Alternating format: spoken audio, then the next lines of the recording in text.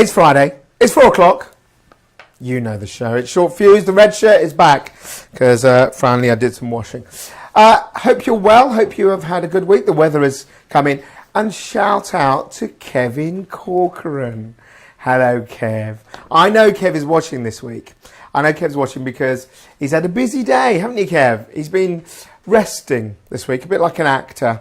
Had a, slight sort of some health issues, we'll call it that way. But he has been racing around in a Tesla, so I expect to see what that car looks like, mate, because frankly, you can't afford it. Neither can we. So big shout out to him. We are getting very excited because today, whoop, George. Whoop. There you go. Whoop. We found out who won Energy Live Personality of the Year. And the winner is... Oh, no. Dun, says Brie. We'll find out at the ceremony on the 7th of December. So more about that later. Now, obviously this week's top story will all be about the budget. And I was going to do that because I'm the editor and I'm important. But Pre usurped me. So she'll do that a bit later. So before we start, there is something I promised last week, which is bonkers. And it is really scary about robots. So George will play the video. We are going to show you this. Okay, it is absolutely terrifying. It's called Atlas. It's a sort of robot, weird thing that has its own brain. It's the sort of thing that Robert loves. It will take over the world and it'll kill us all. Okay, allegedly. Just cover that in. We'll show you more about that later. Anyway, right, let's get on with the story of the week, which isn't the budget story because that's later, and that's this one, all about OffGrid. So OffGrid have said that they are looking at shaking up the supply market. Yeah, so if you've been watching what's been going on last few weeks, lots of changes. We had in the Short Fuse episode a few weeks ago, we covered Dieter Helm's report that said that government policies were causing problems, the market's broken, the price caps, blah, blah, blah, blah, blah. So OffGrid has said we need to look at the whole model of suppliers and how they work with end users.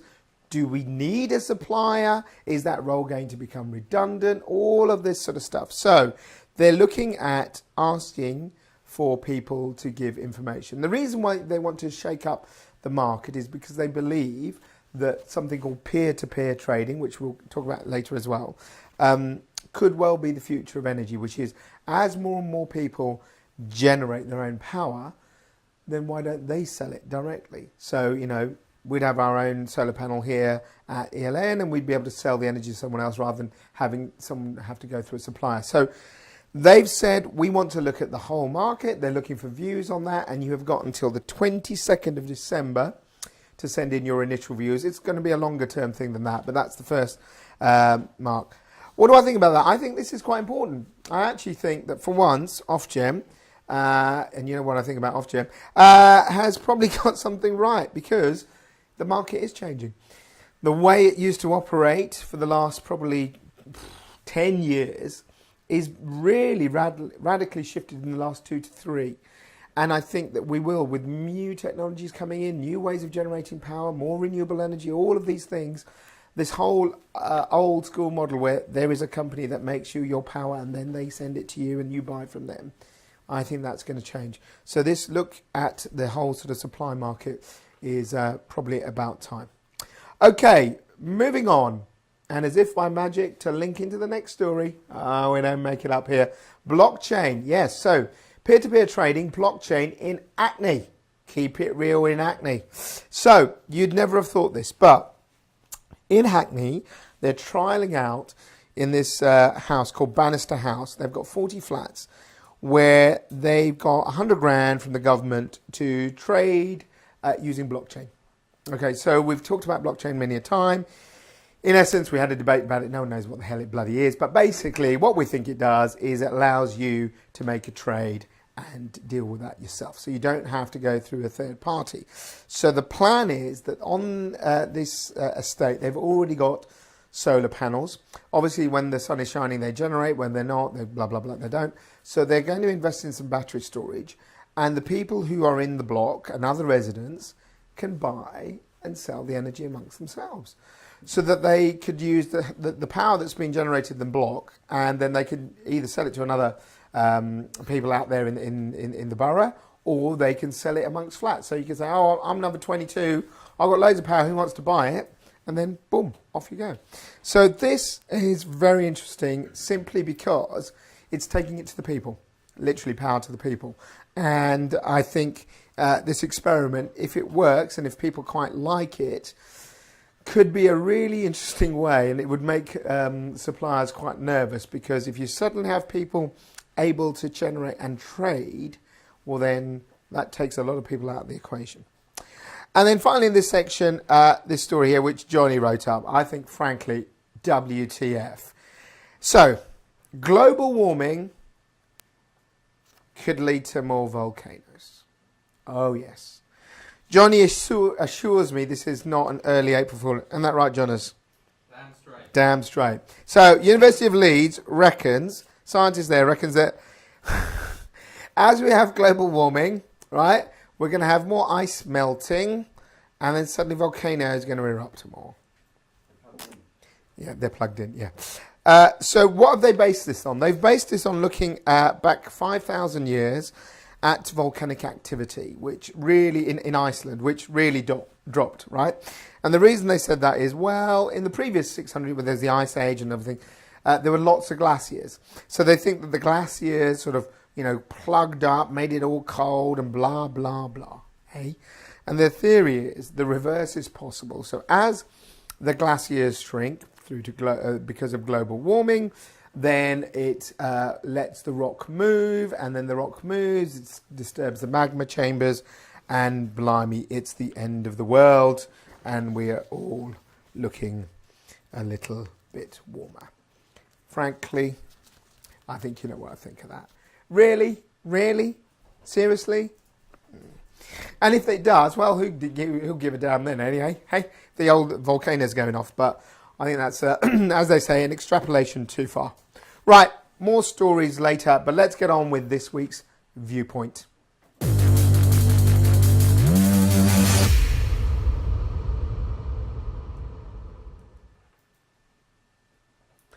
Okay, so this is really interesting. Sainsburys. We've got one around the corner. So this story I found very interesting. Sainsburys has started an experiment where they're going to try and stop it being so bloody cold when you walk around it. So what they've done is they've teamed up with Williams, the Formula One racing team, and they're doing a project to try and stop the air, the cold air, that when you walk in, you've got the freezer aisles, all that cold air is there.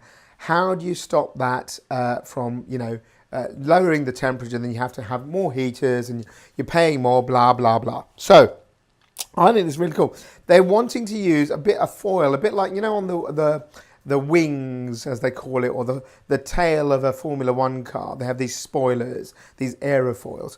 Well, the idea, you attach these to the front of the fridges, and they sort of bounce the cold air up and away. So the food stays cold, but you, when you're walking down the aisle, don't freeze your tomatoes off. So, and what they reckon is that it could be 4 degrees warmer. So walking down the aisle will be 4 degrees. Now that is a big difference. It means that you would obviously saving having to heat, because you've got heat and cold, and obviously as you walk down the aisle you don't freeze, so they throw these blowers. Even today when I was in Sainsburys, I could feel the blowers. So they predict this could save up to 15% of the energy use, which is 44 million kilowatts. Huge amount of money. I really like this. I think this is a bloody good idea and long overdue. Whether you walk into M&S, Tesco, any of them, that I never understood why when you walk down the cold aisle, you just put a little kind of, you've got a fridge door at home, just open a door. That would keep the food cold and us warm. But you freeze down certain aisles, and then you think how much energy is going out. It's the same with the idea of like the blowers when you walk in. So go right now at this time of year, you walk into any shop and the doors are open constantly. Just put slidey doors. They keep them open and they're blowing hot air so that when you walk in, you're warm. I don't get any of this stuff. So if this experiment works, and it works for Sainsburys, then hopefully this will sort of not only save them money, which is great, and make it more pleasant for us, but it could be done across the whole supermarket sector. And I think that would be really, in one fell swoop, not only be a great thing for us as consumers, but a really good thing for sustainability. So full marks to them, and I hope that comes off. Okay, that's it. What are your thoughts on that? Let me know. Email me. All the addresses are all down below. But she's been away for 2 weeks. Hopefully she's going to get up and get her microphone on, aren't you, Pri? Because it's time for the Hack Hutch.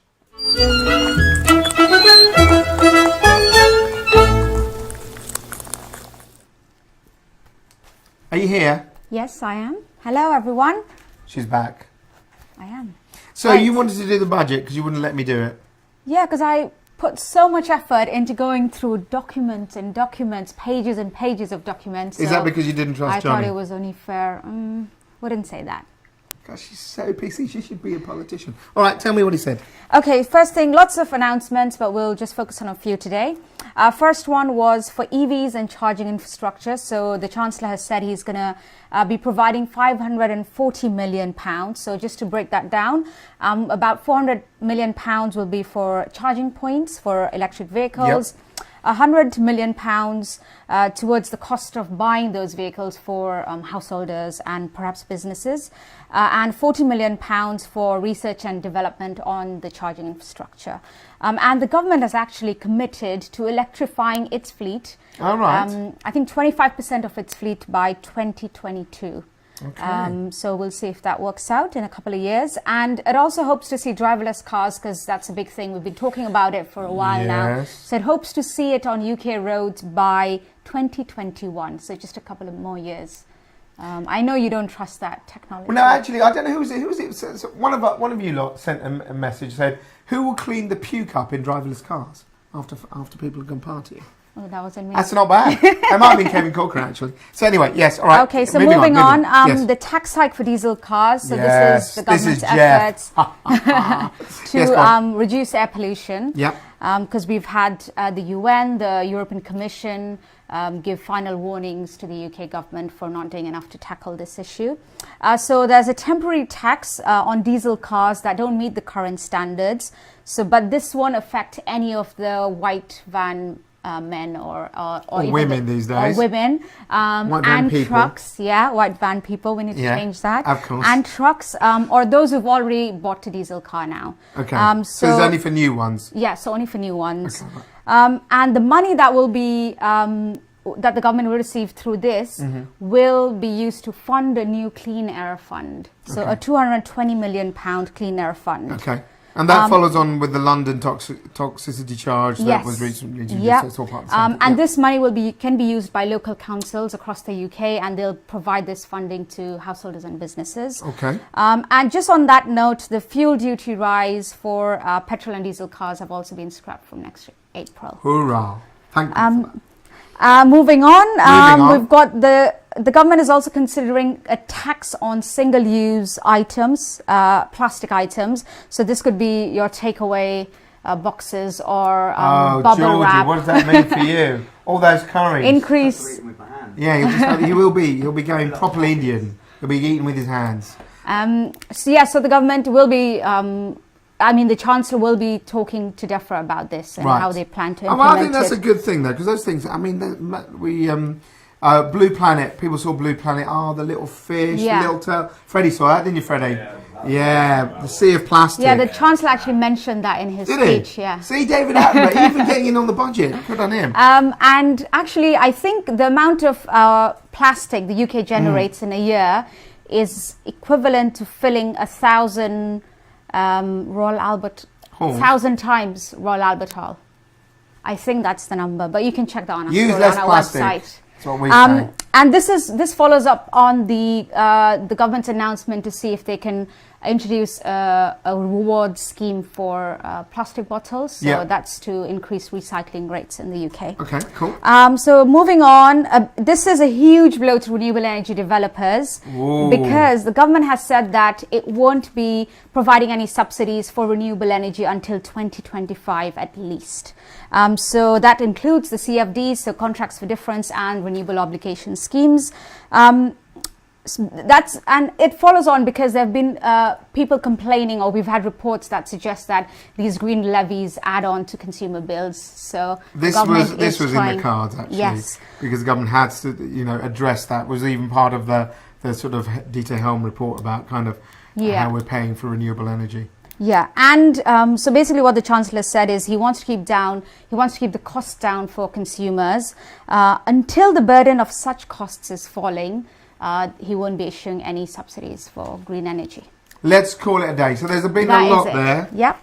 Overall, I think that's not bad budget for energy. What do you think? I think a lot more than what I expected or what we had in the past. Yeah. A lot more. And there are a lot more stories on the budget, so you can head on over to energylivenews.com to find all the stories. And of course, you can get in touch. If you've got any interesting stories for us, you can email us on stories@energylivenews.com. So, interesting stories to her, boring ones to Johnny. Is that what you wanted to say? Yeah, that's basically what I'm trying to say. Thanks, Pri. Thank you. We'll see you. She's so polite, isn't she? Amazingly so. Yeah, shut up, George. Right, okay, so that's great stuff. Now, as we said, get in touch, but more importantly, oh yes, ALPA is coming. We have got our winner. We have got our trophies. Even though someone in the office, who's a little bit small, a little bit ginger, said to me, didn't he? He said to me, Sumit, don't worry. I have got all the names of all the winners totally right, and I've sent it off to the people who make the little trophies, the little trophy elves.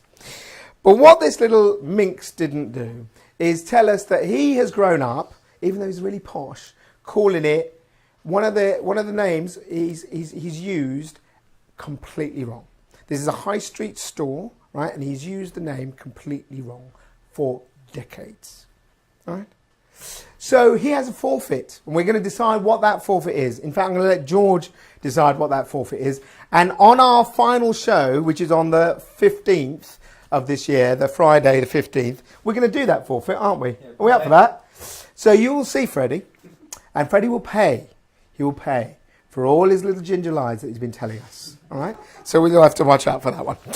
Anyway, right. And then just to end with, and finally, I did promise you this. So let's show you this robot. So this robot is called Atlas. And we've got him up on the screen. Hopefully, we have got him on the screen. So Atlas is from a company called, is it Boston Dynamics? Is that right? Yeah, Boston Dynamics. Have you seen what this thing is doing? So I find it absolutely, I'm amazed, I'm enthralled by it. You can go on to it. Boston Dynamics make loads of robots and they're trying out all this artificial intelligence. I just think it's really freaky. It like lifts weights, it does weird stuff. And then the bit where he throws him, he knocks him over. And then, this is terrifying. It starts to sort of wake up and get itself up. Hello guys, have you not seen Terminator? Do you not know what happens on that day when Skynet becomes self-aware? So, no, in all seriousness, I mean, it's amazing technology. It shows you what robots are doing. Who knows where they're going to be going? But I am dead scared right now. That is it. As I said, I mean, any shout-outs, Fredo? We had a chow from Cito. From Lucito? From Cito, yeah. Oh, Cito. From Italy. From Kevin Corcoran, and Jazz Rabadi is watching. Jazz Rabadi is watching. How are you doing, Jazz? Oh, we love Jazz. And Kevin Corcoran is watching. Oh, Kevin, how's the ice packs? I hope they're good. All right, ladies and gents, we shall see you next week. Have a lovely weekend from me and the ELN team, apart from Freddie. Have a nice one. Bye.